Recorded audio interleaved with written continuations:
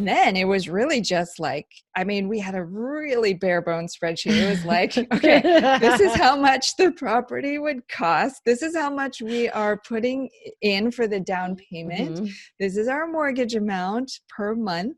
Okay. And then at the low end, this is what we think we could rent it out for. And in the high end, this is what we think we could rent it out for. And that's it. And then we looked at it and we were like, okay, well, if we got the lower end, that would mean that we'd pay this much in mortgage every month. And how does that number compare to, say, if we were to rent out a place instead?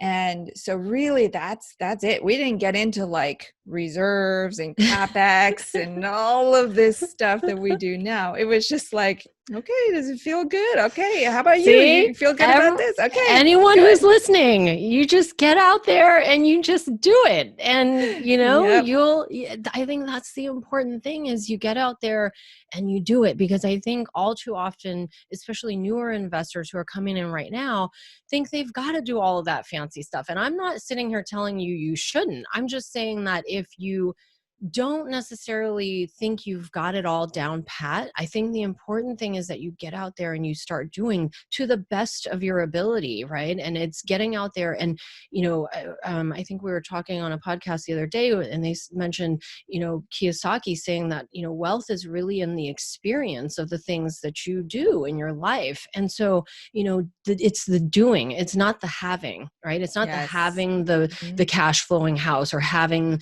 you know, meeting all of your goals. It's the experience that you need to go through to get to where you're trying to go is just, if not more meaningful than the outcome and achieving that goal in and of itself. So I think that's important for people to remember too.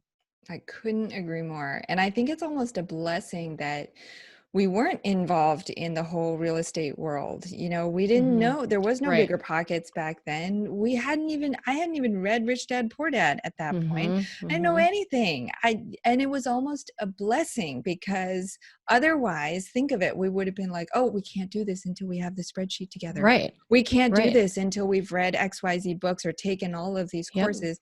And that's, I think, what people get caught in is this analysis paralysis, because now there's so many resources out there.